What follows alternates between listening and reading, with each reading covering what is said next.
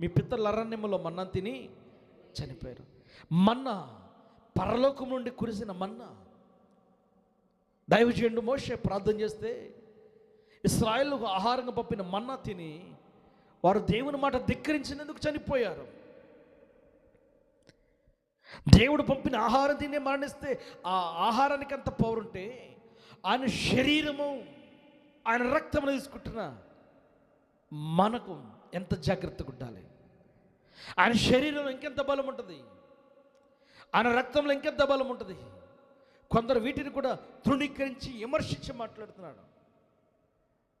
ప్రియులరా, మీరు మా ప్రభు శరీరాన్ని విమర్శించవచ్చు, మా ప్రభు రక్తాన్ని విమర్శించవచ్చు, కానీ మేము మీ దేవునికి అర్పిస్తున్న అర్పణలు మేము విమర్శించాం. అది మీ దైవారాధన, ఇది మా దైవారాధన. అది మీరు నచ్చినట్టు దైవారాధన మీరు చేసుకుంటున్నారు, ఇది మాకు నచ్చినట్టు దైవారాధన మేము చేసుకుంటున్నాం.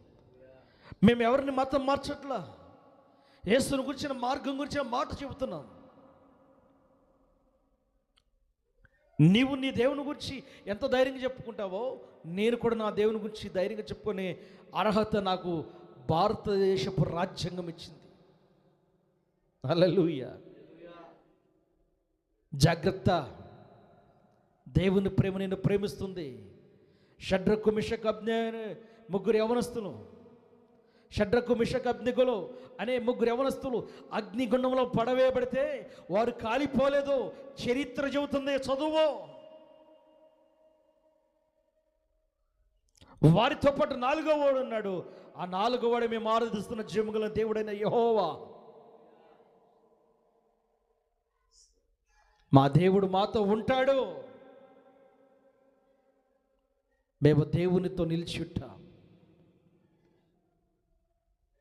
వాళ్ళని కాపాడిన దేవుడు నిన్ను కాపాడుతున్నాడు. ఎందుకు తెలుసా? నువ్వు రక్షణ పొంది ఆయన కొరకు సాక్షిగా మారుతావని. రక్షణ పొందిన మనము నీటి బాప్తిసం చేత యేసుక్రీస్తును రక్షకుడిగా అంగీకరించిన మనము వాక్యానుసారంగా బ్రతకాలి. ఆయన మాట్లాడుతున్నాడు, దీన్ని తినువాడు చావుకున్నట్లు పరలోకం నుండి దిగి వచ్చిన ఆహారం ఇదే, పరలోకం నుండి దిగి వచ్చిన జీవాహారము నేనే. యేసు ప్రభువు చెబుతున్నాడు, దిగివచ్చిన పరలోకం నుండి దిగి వచ్చిన జీవాహారం ఇది అంటున్నాడు. ఆహారం నేనే అంటున్నాడు. స్తోత్రం కలుగును గాక. వీళ్ళకి పిచ్చెక్కింది, వీళ్ళకి భయం వచ్చింది. యూదులు ఈయన తన శరీరంను ఎలాగా తిననీయగలడు, ఒకంతో ఒకడు వాదించిరి.